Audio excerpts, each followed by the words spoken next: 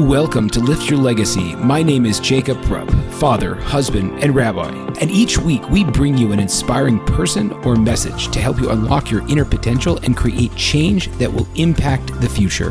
Thank you for listening, and let's get to it.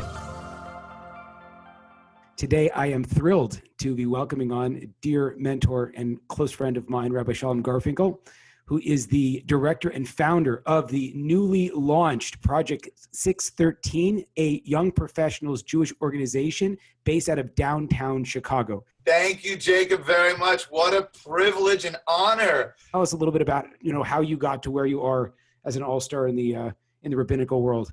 Well, I reject the all-star comment, but I will tell you how I grew up. Fun story. I was a California kid. I grew up in a small town called San Francisco, actually north of San Francisco, Marin County. You know that thing, the Golden Gate Bridge? Well, there's actually a life on the other end of that, okay? Marin County, California. My father was an executive for many years at the Fairmont Hotel. Wow. But grew up, I would say an average Jewish American family. Being Jewish was important to us. We didn't do that much, but we did like the major holidays, Passover, Hanukkah, high holidays for sure. But, definitely being secular success was paramount. Sports, academics, all very important.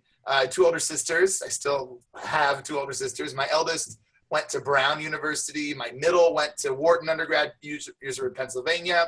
And then they were not going to outdo me. So my male ego made me work very hard, and I went to Stanford. Nice.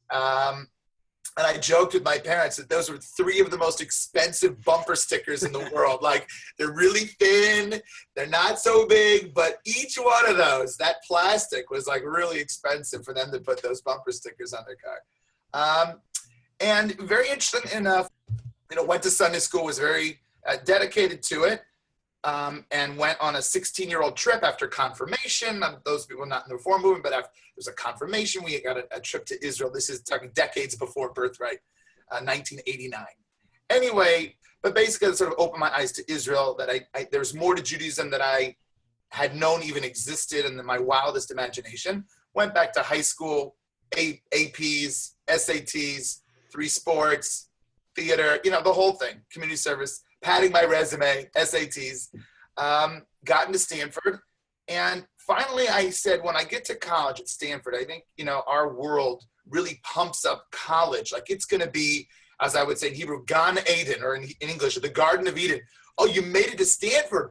It's going to be amazing. Everything's so excited. So I sort of put all my questions about life on hold, because isn't that what you do in college? Don't you just stay up to 3 a.m. and talk about philosophy and the meaning and why am I on God's green earth? And then I found out that I was staying up to 3 a.m, but it was because of organic chemistry and not discussing the great issues of life. And I will say an amazing, something, and not to speak particularly negative, I think it would have been at pretty much any college, maybe more so at Stanford, was that at Stanford there was excellence all around you. I had an Olympic swimmer in my dorm, and a football player, and a guy who started his own company, and everyone was excellent. And yet I looked around and I had this gnawing question that would just not leave me alone. And it was a very practical question. And it was, I have this thing called a life. What am I supposed to do with it? And it wasn't a philosophical question of, it was a very practical one. In other words, if I'm investing this much energy to be a pre-med, to work this hard, to achieve, to be a doctor, if I fast forward my life, what's it going to get me? I'm going to repeat the wealth my parents made, and then what? What will the sum total of my efforts on planet Earth have been? So I started going to my University Stanford professors and asking them this question. And it was an amazing, amazing thing. None of them had an answer. But that didn't necessarily bother me as much as the fact that I realized that they had never asked the questions themselves. Sorry to interrupt you. How could you tell that they never asked the questions themselves? Deer in headlights. Absolutely deer in headlights. It was like from left field. It was almost like from Mars. And these were an English professor, a biology professor. The original PhD, I don't know if your listeners know, is a doctor of philosophy, someone who's a PhD in English and get a PhD in chemistry, theoretically, they're all going towards this Greek ideal of truth.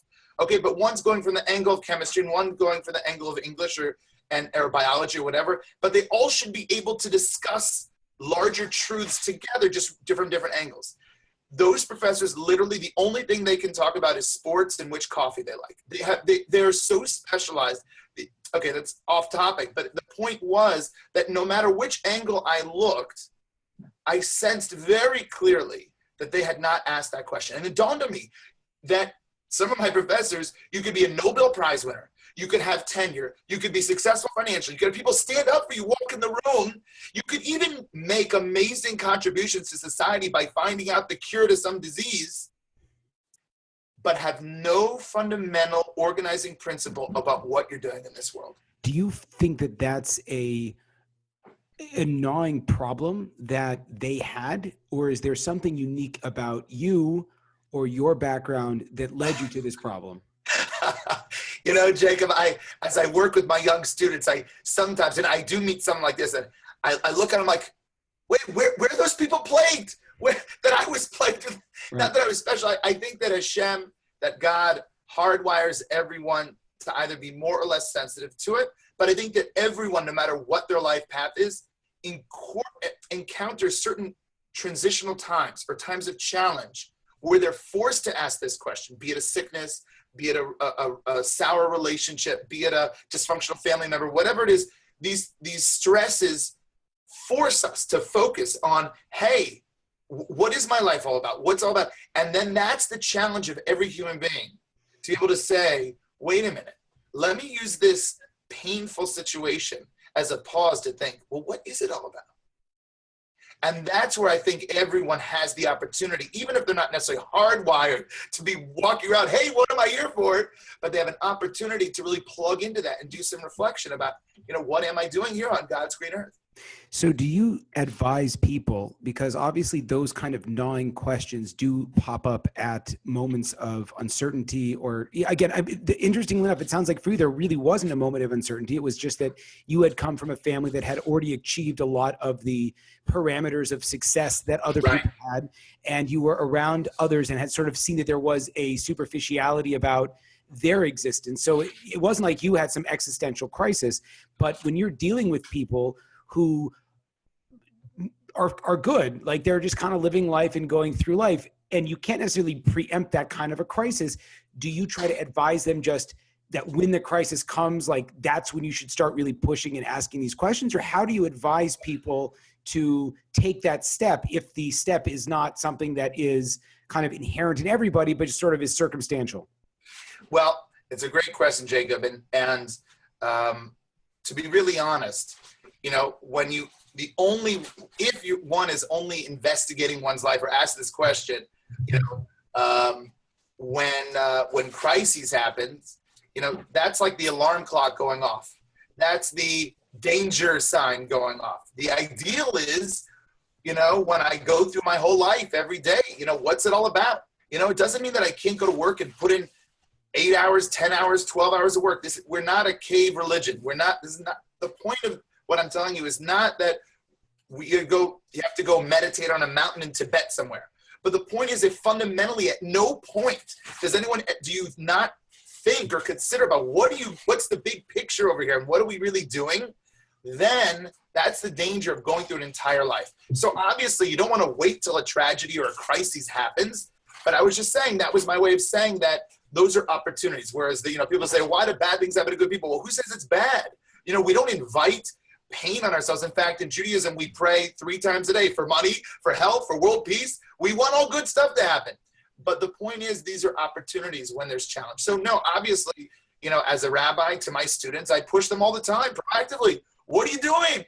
You're successful. What's it all about? What exactly are you doing? So obviously we want to be proactive. I was just saying that in difficult times, it's a unique opportunity that opens people up who don't have this natural proclivity or propensity that they can tap into these questions. One other question before we get back to your personal story. Yeah.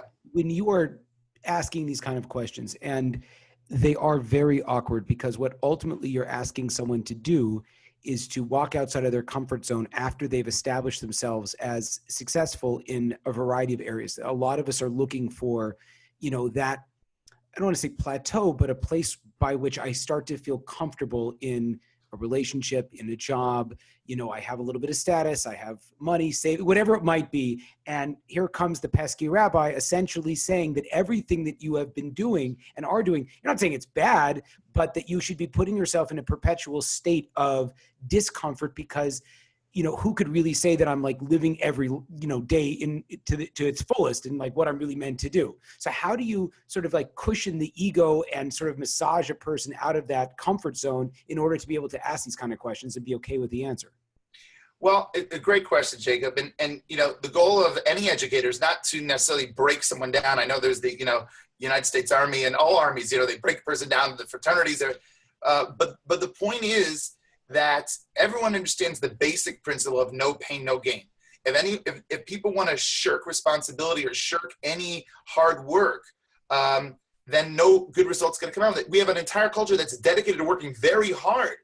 But what I do is I try to challenge them, apply and direct those same efforts and dedication that you do to run a triathlon. Do you know how, Jacob, many of my students have become triathletes now? And I have no particular problem with people doing triathlons, but I think it's a response to a deeper yearning to achieve something greater in life.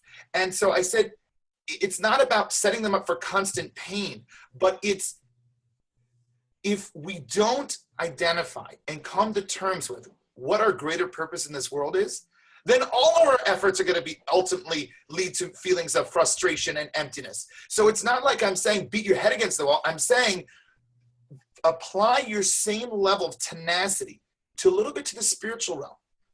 What does it mean that I have a soul? What does it mean that I am a soul? What does it mean that my relationship with God? And therefore, those questions are important to ask, even if they're uncomfortable, because training for a triathlon is also uncomfortable. Just as we push ourselves in the physical realm, but we know it's worth it. My job is to be that spiritual coach for my students, and hopefully for myself as well, to push ourselves in the spiritual realm to say, hey, push yourself. Because ultimately, if you don't get this down, then you might just wander through your existence on planet Earth. And that's really sad. Or are you advocating, like, how do you advocate in the realm of using that coaching analogy? How do you advocate for, discernible growth in the area of spirituality? Right. So basically, Jacob, you just took us, even though we're in July, you took us to December, because that's really the question that the Greeks had.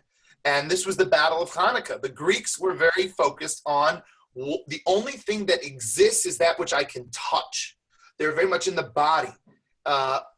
And architecture and form and things that were tangible. Even their conceptions of God were very human-like, with their own foibles, etc. But the Jews said, no, we're in the physical world, we use the physical world, but the best things aren't necessarily physical. By the way, the scientists, I remember back in college, there was a certain period where they were looking for the hormone combination that was love, that created the feelings of love. So I don't know what approximate, but that's a Greek exercise, because Greece cannot fathom that everyone knows love exists. But if I can't have a formula for it, then in my worldview it doesn't exist. But Jews have no problem with that. So the answer is like this. Of course, there's certain metrics, but honestly, I have found that sort of, coaching young Jews is that when people get plugged into their Jewish values and their Jewish traditions, there is a palpable feeling among them that when I go to work from 8 to 8 or 8 to 6 or 9 to 5, that there's something more than that. And not only there's something more than that, but that the hours that I'm there are much more pleasurable. Okay, why? Because this isn't just my life. I can compartmentalize it. Work is something that I do. It's not who I am, because I am someone who has a connection with God. I am someone who can shut it all off for 25 hours and plug into my relationship with Hashem, with God, with my family. And so therefore, I've heard countless times, what would I do without the Sabbath? Rabbi, what would I do? And I said, I don't know. I don't remember what it's like not living without a full Sabbath. But so obviously there's certain metrics, you know, in terms of, you know, what I try to coach them in terms of this, you know, within Jewish observance. And, you know, these are the people who've already bought into the package and, you know, Rabbi, how do I grow? And then for people who haven't, you know, bought the package of, you know, being an observant Jew, it's about, let's do a little more, be a little better. Just as you push yourself running, let's push yourself in terms of, okay, so you learned 30 minutes of Torah this week, learn 35 next week. Or, you know, instead of doing Shabbos once a quarter, do Shabbos once a month, something like that. So it's a balance. There are certain metrics, but the ultimate thing is really having that feeling of, you know, connection, that my life has meaning and purpose. And that helps the days go by in a very meaningful way and the life go by in a meaningful way. Tremendous. So you brought a tremendous existential crisis to the professors at Stanford University. Then what happened? Okay, so then what happened was I finally realized after in the middle of my sophomore year, I called my parents up. Now, again, all your Jewish listeners or viewers will understand this. My name for the first 19, 20 years of life was my son, the doctor. Okay. Oh, there goes my son, the doctor. Okay. Every Jewish child needs to make that decision. The default setting of a Jewish child is a doctor. Okay. And then the question becomes, are you going to fulfill that? So I realized that medicine really wasn't where I wanted to, but that led to a real question. Oh my gosh, my whole life I wanted to be a doctor. So what do I do now? And so I told my parents I'm not going to be a doctor, and they, you know, swallowed it. And then they thought I'd come to my sanity, and I didn't. So that summer, I actually got a White House internship. It was Bill Clinton's first summer of his presidency in 1993. It was still when it was reputable to be a White House intern, 2 years before someone else came along. And I think she ruined it for everybody. Yeah, I know. It used to be really good for like 2 years on the resume. And then it was like scandalous. And that summer, before the summer went, my dad and I, we had a long talk, and he said, look, my son, I love you. I just, you know, I don't want to spend $30,000 at Stanford for you to not know what you want to do. And that was reasonable. So find out what you want to do. I would say that's not reasonable. I would say that's unbelievably heroic for your father. No, honestly, can you imagine? I mean, I was just speaking to someone yesterday that was saying that, you know, the parents are always pushing for that stability, and it's just so crippling for people, you know, to say it's not working, but it's not stable. So I think that's an amazing step on your father's part in terms of embracing, you know, both what makes financial sense, obviously, which I think very few parents actually realize, because they just feel like if they keep paying for it, eventually you'll work yourself out of the craziness, but also to kind of embrace you to take your own step. That's amazing. You know, Jacob, I have to tell you, I've told this story several times over the years, and I thank you for pointing that out. I really should give my father tremendous credit for that. It really was a strong and clarifying statement. So thank you for pointing that out. I can honor my father better now because of this podcast. So thank you. But I took that mission that I was going to go to DC and find out what I wanted to do back at Stanford. And I happened to meet a young group of Orthodox guys, and I'd never met anyone like this. Grew up in a nice Reformed temple in San Francisco. And these were guys with really good internship, smart, well put together, well dressed. Like, the only difference between them and me is they had yarmulkes on and I didn't. Back then I had a little more on top. So whatever it was, you know, but that notwithstanding, I was very impressed. I always thought that if you like being Jewish, you got to go be a rabbi. And these guys proved that you don't have to be a rabbi if you like being Jewish. You could just be a dedicated, observant Jew. And so basically it became clear that summer that Stanford could not offer me what I wanted out of life, and I needed to go to Israel to learn Torah. So I called my parents up. It was probably the most difficult phone call I've ever made. I said, Mom, Dad, I love you. You know how I'm doing more Jewish stuff. You know how Stanford, your dad, you said I should find out. Well, I found out what I want to do. And I want to drop out of Stanford and go learn Torah in yeshiva in Israel.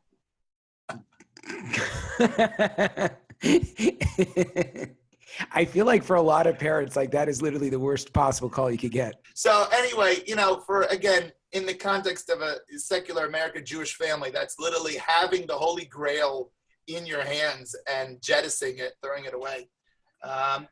But yeah, so thank God. And you know, just to now as a parent yourself of, can I know how many kids do you have? Thank God we just had our 8th. Okay, wow, mazel tov. There you go. 7 girls and 1 boy, and thank God, a beautiful, wonderful family, very blessed. Okay, so now that you are a father many times over, and having seen both sides of that world, and you said yourself that your parents certainly raised you with a profound sense of pride that you were Jewish, and you know was not ashamed, wasn't hiding it. Why do you think that exists? And I'm sure you've seen this in a lot of your students also, but why is it such a nightmare when the kid says, you know, okay, I want to like learn Torah on a serious matter? I'd venture to say that if you had realized you wanted to be a reform rabbi, I mean, even myself, like I was going to be a reform rabbi, and that was like, you know, not controversial and great. Okay, my son's not going to be a doctor, but he's going to be a reform rabbi. And all of a sudden you're going to Jerusalem to learn Torah. Like what's that going to get you? Why is there that resistance amongst parents? It's a good question. I think honestly, and I think things are changing now, but certainly from, you know, the beginning of the 19th century through the early 2000s, I think things are starting to change now. There was such an emphasis on assimilation that the PR and marketing for the Orthodox world was miserable. It was terrible. I grew up in, you know, San Rafael, California, thinking that Orthodox Jews were mean and they were not nice to their wives and they're barefoot and praying in the kitchen and they were all, you know, ugly and, you know, like literally terrible because I'd never seen them, you know. So I think a lot of it is honestly the fear of the unknown. Like I think if I would have told them I was going to go do, you know, Tibetan monk training, they would have had a similarly horrific, you know, response to that. So I think things have changed certainly in the last certainly 10 years, if not 15 years, that being involved in Torah study, being involved in more observant practices is not voodoo. It's not, these are the classic, time-tested, Jewish people approved principles and guidelines of living that have been so successful for so many thousands of years for millions of Jews. So I think that's changing. One quick note about, just in terms of you asking me being a parent, it's kind of funny. My daughters bring home their report cards and they have to beg me to look at them.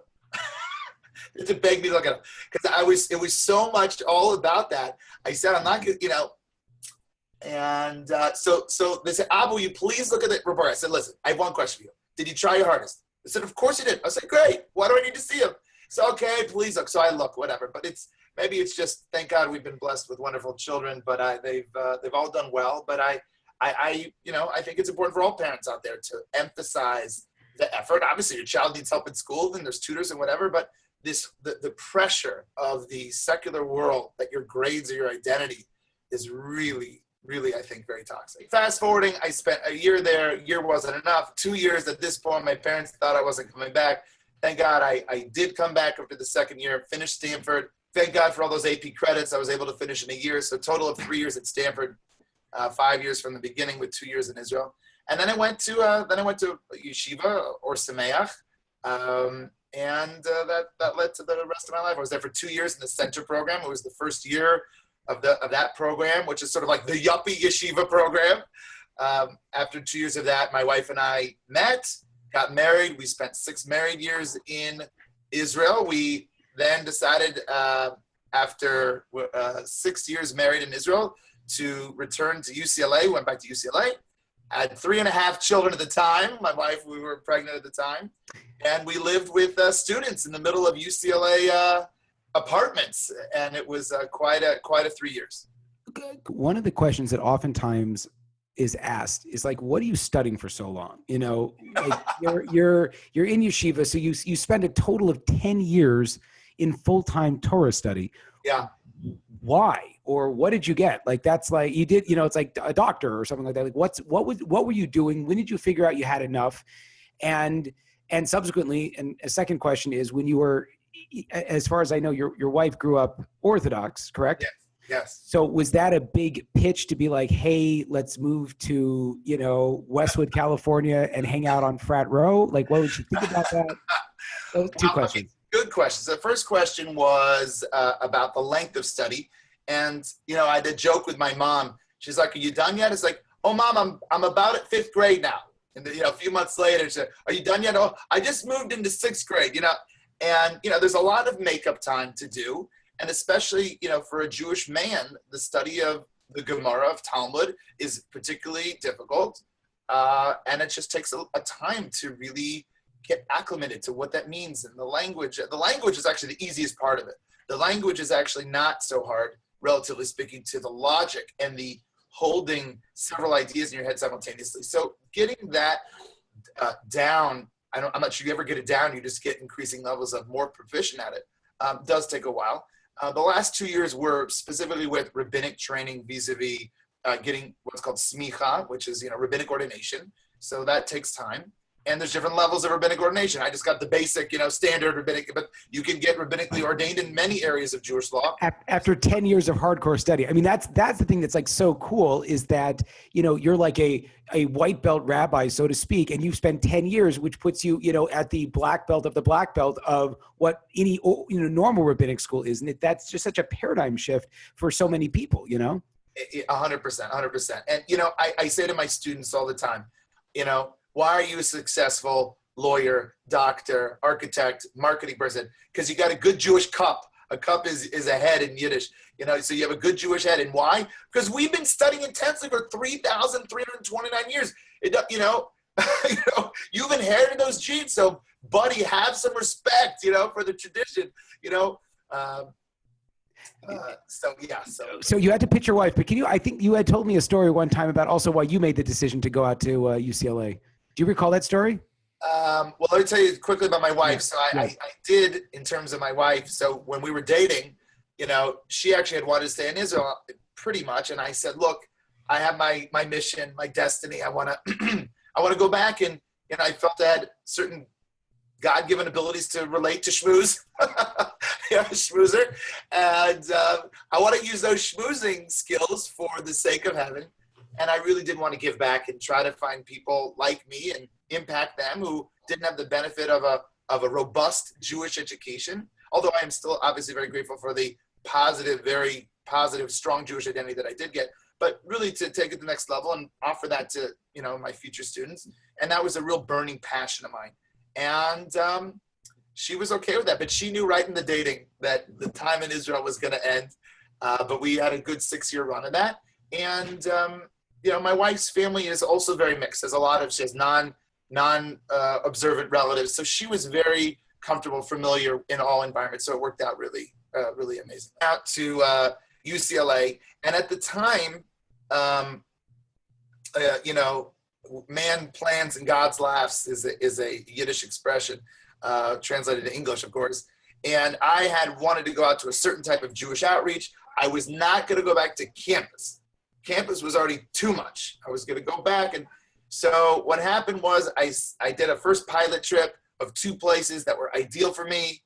And here I am, in my mind, the NBA lottery pick, first round draft choice coming out. I got my secular Stanford degree. I got my schmoozing abilities. They're both going to give me offers and I'll just have to decide which city. And guess what? I didn't get an offer from either city. No, I can't believe that. That's crazy. Either city. And I want you to know it was a wake-up call. Oh, my goodness. Such a humbling experience. This is something I had worked for, dreamed, planned. And as a footnote to the story, one of the guys from one of the cities came to me years later. He's like, I can't believe I didn't hire you.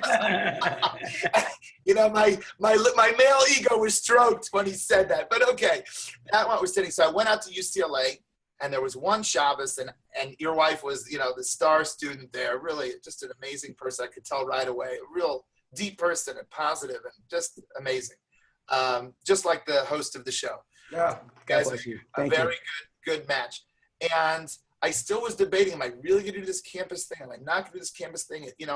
I'm dragging my children, my pure, holy children, back to the beer-soaked, balconies of UCLA. And so at the very, very end of the whole long Shabbaton weekend, Bracha Zeret, who I know we both have tremendous gratitude for, her and her husband lead a group called JAM, Jewish Awareness Movement in Los Angeles. bracha asked all the students, say, tell the rabbis why they should come to UCLA.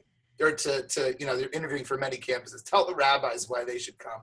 And I remember your wife, she was turned on her side, her elbow was over the couch, and she looked directly at, there was 3 rabbis at the panel, and she says something to the effect of, you guys have to come. She says, you guys have the ability to make a difference in these students' lives, and for you not to come is selfish. And when I heard that, I was like, boom, here's this girl who, I think was Shomer Shabbat at the time, maybe not. But she just laid it right between these 3 rabbis' eyes. And he says, if you have something to give and you have unique abilities to connect with these students in a way that no one else can or very few people can, then you're negligent. There's a lot of people, I'd say, say this not disparagingly, there's a lot of people who can learn coffee learnings with, lunch and learns with 50-year-olds, 60-year-olds, 7-year-olds. Like it's a little more, everyone's adults, they're more forgiving for foibles. It's harder to learn with 18 to 22-year-olds, and you got to be more attractive than whatever's going on, on the UCLA campus. So, which is almost impossible. So your wife gets a lot of credit from me. That was the final, really at that moment, I said, all right, we're going to do it. We're going to campus. And who knew 14 years later, I'd be on your podcast. So definitely not me. So a few more questions. I want to be respectful of your time. The first question is, why do you feel now that young professionals is where your passion lies and where you can make the biggest impact with the Jewish people? Right. So Jacob, if you go to a trade show of, computer geeks, they'll all say, oh, this language is better. And this is, so when you go to a trade show of outreach professionals, the whole conference is, well, college is better because they have more time. And then young professionals better. Well, they're more mature. But then the college will say, well, young professionals are already more set in their ways and they can't really make the growth thing. And then, and then I'm teaching like high school now. And I'm like, what about the high school students? They're like, what, high school? Oh, I guess so. That's a good point. Right. Obviously the general rule is the earlier you can impact someone, the better. That's the general rule. I'd say like this, it was a little bit situational in Chicago. Very interesting. Of all the towns that you think of being a college town, Chicago is not a college town. How do I explain this? Austin, Texas is a college town. Tucson, Arizona is a college town. Even UCLA is a city within a city. That area of UCLA, that is a college town. That was a whole college there. But in Chicago, they're, decent to good schools, DePaul and Loyola and, University of Chicago is an elite school down further south, and UIC that, but there's, in terms of the amount of Jews, there's 200 here, 300 here. You're talking about a tremendous amount of effort to try to extract of those 200 Jews at DePaul. How many really are going to be interested?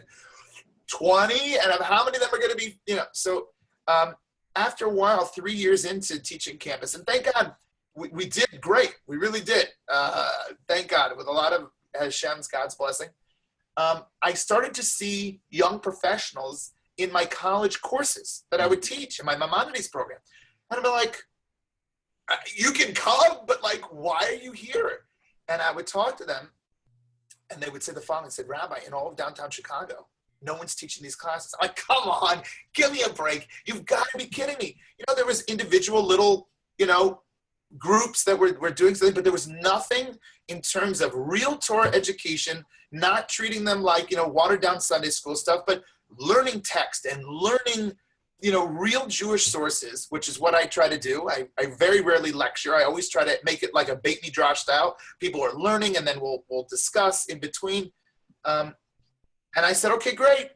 They said to me, we gotta take this to our space. I said, fine, you recruit, I'll show up.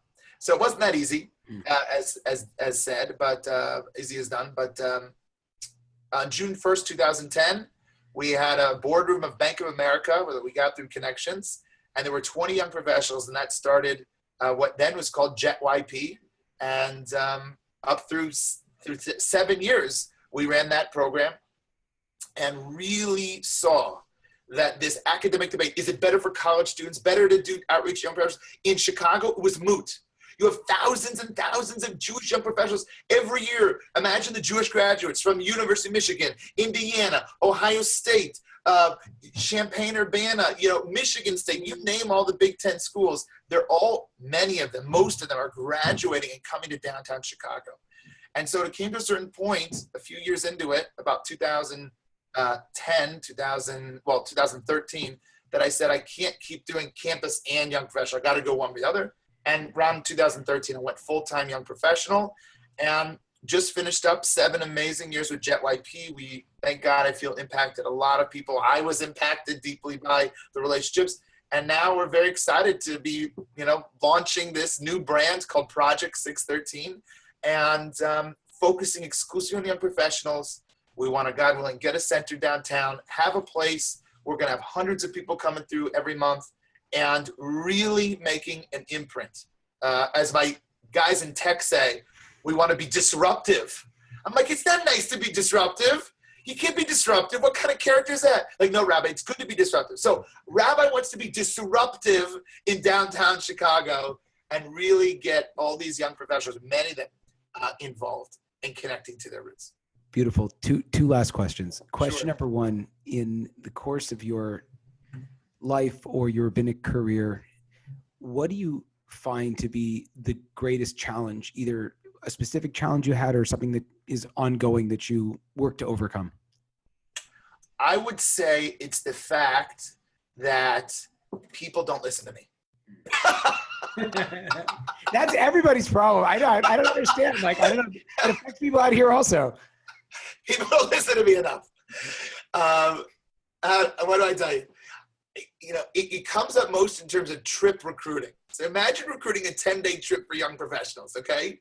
So this trip is bona fide, the most fun trip. It has zip lining, ATVing, Segway tours. We go to places that Birthright doesn't go to. I'm telling you, we have meaningful classes, but these are the people, I'm not even talking about a beginner for this show. I'm talking about people who are already into our learning, and we learn weekly. And I'm like, you're coming, right? They're like, no. I'm like, why not? Well, the hamana ham. Never said the hamana hamana. Well, and I would say, but you need it now. And there's always an excuse. So I find, honestly, and look, if anyone wants to think that Orthodox Judaism is a cult, this is pure proof that if this was a cult, I would deprive them of protein and slip them something to drink and say, you're coming on the trip. But everyone has free will. And so I would say that's a great frustration. The Talmud says an amazing thing. It says, more than the calf, more than the baby cow wants to suckle, right? The mother wants to feed her child. So in other words, if I'm the mother cow, that any teachers want to give over, there's a desire, you want to give over, you want your students to have that amazing experience. But at that time, they don't want to suckle. They don't want to take that. So I would say, honestly, that's the most frustrating thing. But thank God, we have years and years of people who have chosen to suckle. And it's not just for me. It's not my ego. Again, it's of the Torah, of those beautiful words and lessons, life lessons of meaning and purpose. And I guarantee every one of my students that if they invest, they will get many, many multiplied times back in investment. And no one has ever told me I'm wrong in that. So I would say that's the biggest frustration, but thank God we do have a lot of wins.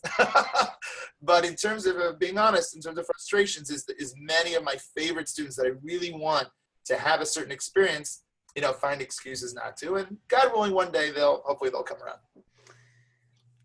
If you had to pick one teaching or one concept that you feel is most relevant or most amazing or most life-changing, some piece of Torah that you either teach or have been impacted by, what would you say that is? Yeah, for the people watching on video, sorry for the audio podcast, personal foul, unnecessary rabbinic roughness, 15-yard penalty. The only question is which one. I would say something that's actually very powerful is there's a beautiful statement that says, Ein devar omed bifnei haratzon, which means nothing stands in the way of your will. If you want something, Hashem says, I'm going to guide you in that path. Okay, now, so that's a very powerful thing. But the caveat to that expression, that life lesson, is you got to be careful what you want. What do you want? And I think this is a nice way to tie in from the beginning of the whole session, because that was my question that was aching me. What do I want? What should I want? What should I want out of life? And I feel so blessed that Hashem, that God tapped me on the shoulder, as one of my rabbis said, grabbed me by the back of my neck and stuck me down in yeshiva, is that I got those answers. And it doesn't mean that life is easy, and but I have the tools to be able to deal with all the challenges, because that's what the Torah gives. The Torah is a toolbox for life. It's a GPS and a toolbox. And so, Ein Davar Omed Bifnei HaRatzon, there's nothing that stands in the way of one's will. Hashem will guide you wherever you want to go. You just got to be careful what you choose. And I feel that the more we educate people of what the Torah says, and their desire is going to be to go in that way. How do people find out more about you, about Project 613? How do we find you? How do we find the project? Thank you so much. Yes, we get referrals all the time, even from people living out of state. Usually it's from Jewish mothers. Rabbi, my son, please, he's dating a non-Jewish girl. You got to get him a nice Jewish girl. Rabbi, please. But friends or whatever, please. So the best way, honestly, I know we're not in a phone thing, but I will give out my cell phone. It'll sound familiar to you, Jacob. It's a UCLA number, 310 Wow.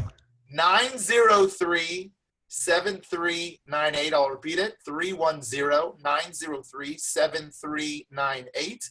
My email is Rabbi, that's R-A-B-B-I, Shalom, S-H-A-L-O-M, and then my first letter of the last name, G, at Gmail. Rabbi Shalom G at gmail.com. Go to project613.com, project613.com. Also, I'm Shalom Garfinkel on Facebook.